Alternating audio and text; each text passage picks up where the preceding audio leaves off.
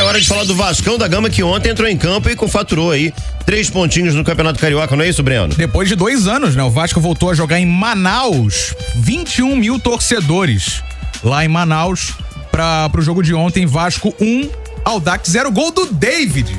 Enfim, o David marcou. A gente esperava tanto, né? Ele também, ontem, desde o início do jogo, queria tanto esse gol. Depois de 5 jogos, conseguiu marcar pela primeira vez com a camisa do Vasco o atacante David. Vasco agora é o 4º colocado com 12 pontos. É importante falar disso, tô aqui olhando a tabela, porque hoje ainda tem Boa Vista e Portuguesa, 7h15, sexta de Carnaval em Saquarema. E ainda tem o Volta Redonda, que joga amanhã contra o Flamengo. Se o Boa Vista vencer, passa o Vasco, vai a 13. Se a Portuguesa vencer, vai a 12. Boa Vista aí? Portuguesa, tá. Logo mais. Se a Portuguesa vencer o Boa Vista, vai a 12, empata e pode passar no saldo. O Vasco hoje tem 3, a Portuguesa tem 1. Então é importante projetar também. O Vasco ficou no G4 de ontem pra hoje, mas pode sair dependendo do resultado de logo mais entre Boa Vista e Portuguesa. Sobre o jogo de ontem, eu separei alguns pontos pra gente falar. Primeiro, sobre o time bastante mexido. Naquilo que a gente projetava, mais modificações ainda. Por exemplo, Paulo Henrique jogou na direita, a zaga foi com o Rojas e Léo e o Medel à frente dos dois. O Zé Gabriel não foi o titular, foi o Matheus Cocão. O Galdames estreou como titular e o Praxedes fechou o meio de campo. E na frente, Adson e Ryan. Então, Adson mais uma vez foi titular. O David também, pôde marcar esse gol dele com a camisa do Vasco. Então, alguns pontos importantes pra gente debater de ontem. Outro ponto, a sequência de jogos do Vasco daqui pra frente. Quarta de cinzas, pega o Fluminense no Maracanã. No outro domingo, pega o Botafogo no Newton Santos, 2 clássicos em sequência. Aí vai ter uma semana de folga, pega o Volta Redonda em Cariacica. E aí viaja de novo pra pegar o Marcílio Dias pela Copa do Brasil, jogo em Santa Catarina, e aí fecha a fase de classificação contra a Portuguesa.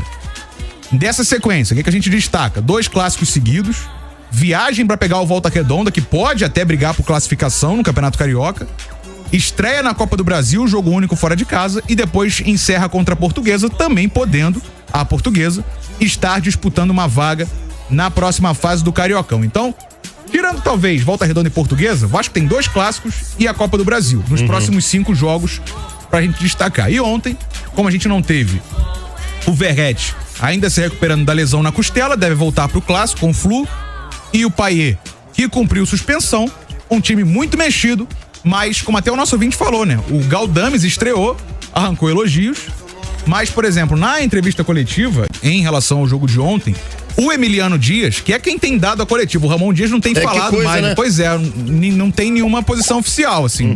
Chega a coletiva, quem fala é o Emiliano, o auxiliar. Não sei se é já um trabalho de transição do Ramon para tentar dar visibilidade pro filho, não sei se é, mas quem tem dado a coletiva é o Emiliano. E ele falou com todas as letras, foi pouco, né? Ele queria mais. Pelo que a gente produziu e pelo que a gente tem a possibilidade de produzir, a gente queria mais. Mesmo com o time mexido, mesmo com os desfalques.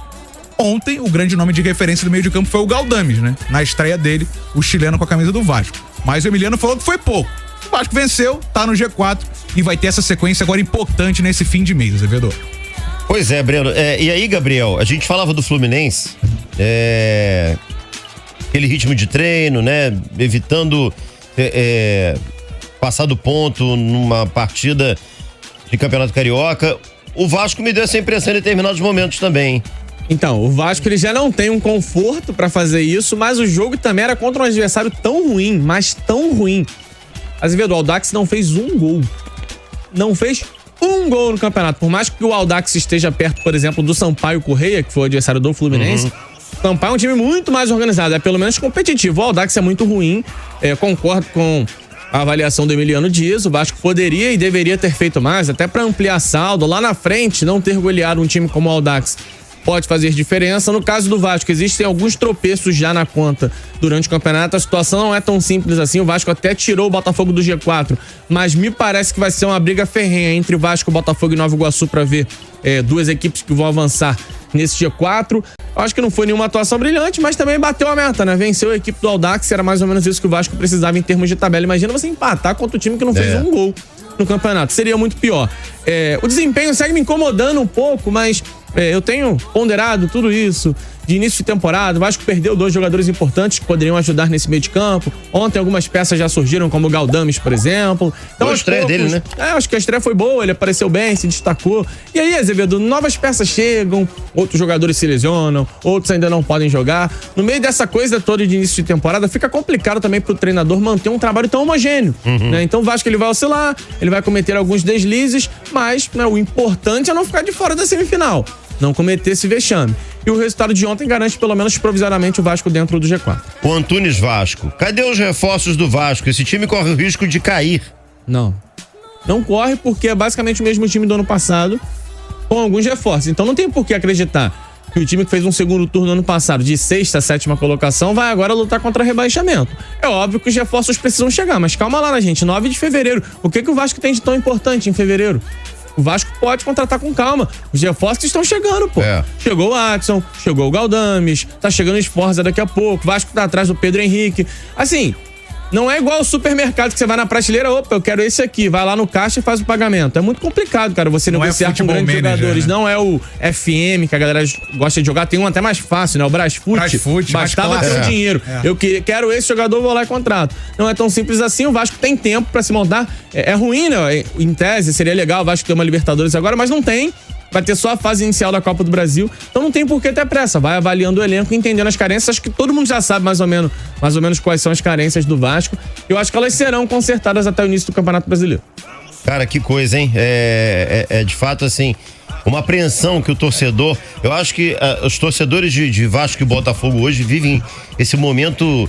De tensão mesmo pro que vem na temporada, né? Mais uma temporada em que a gente não tem a garantia de que teremos esses 2 times no G4. Tá muito claro que o Fluminense tá virtualmente classificado e tá muito claro também que o Flamengo vai se classificar, né? Dificilmente o Flamengo vai cometer erros e ter tropeços que o impeçam de avançar. Mais uma vez, a dúvida está em cima de Botafogo e de Vasco. E o Nova Iguaçu nesse meio aí, com 14 pontos, realizando uma grande campanha até aqui.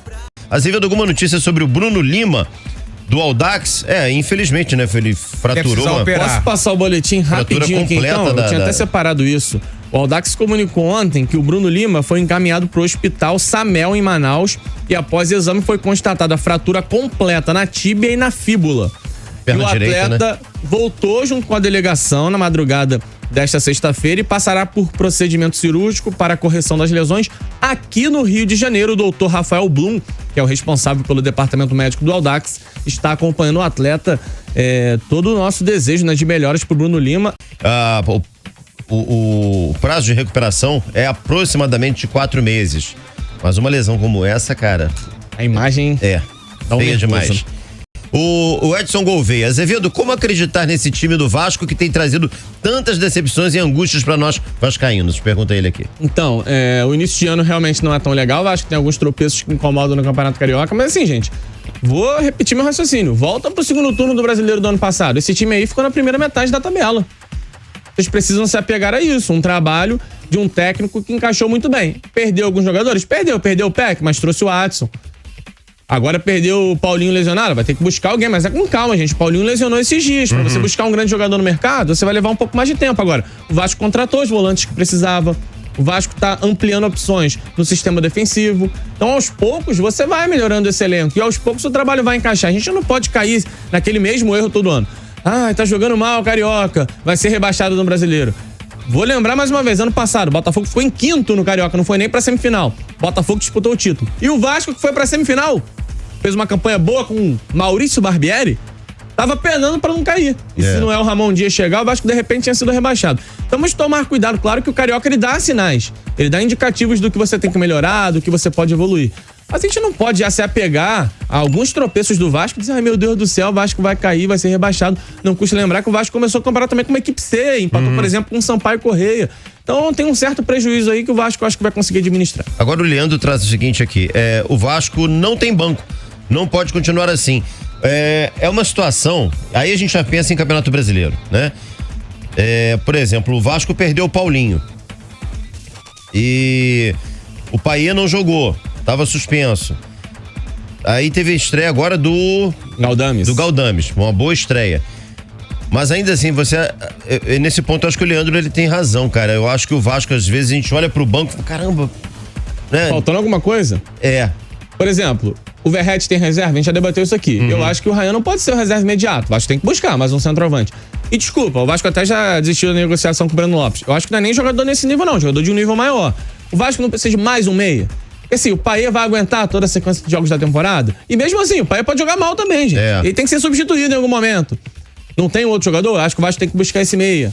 Agora, veja bem, olha como as carências vão se reduzindo.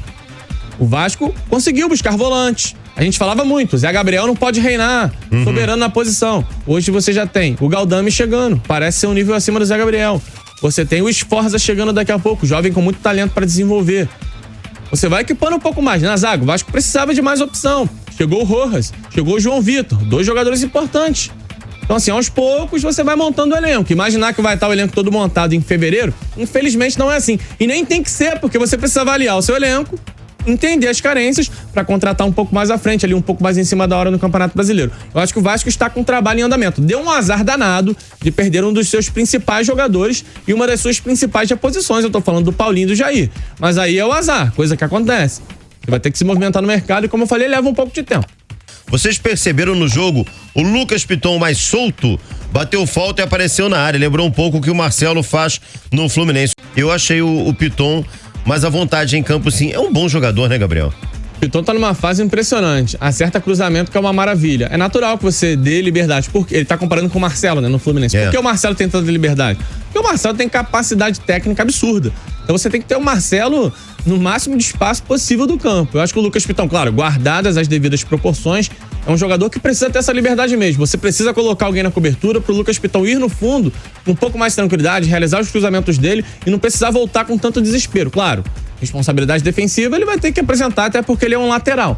Mas eu concordo que aos poucos ele vai ficando um pouco mais solto. A gente viu no clássico contra o Flamengo, né? O Léo jogar daquele lado da zaga não é por acaso. O Léo sabe fazer a lateral e é um zagueiro que joga bem pelo lado esquerdo. Quando você coloca o Léo é pra soltar um pouco mais o Piton, e o Piton foi extremamente efetivo no clássico contra o Flamengo, criou boas oportunidades. Eu acho que é isso, Ramon Dias identifica um jogador em grande fase e dá liberdade pra ele.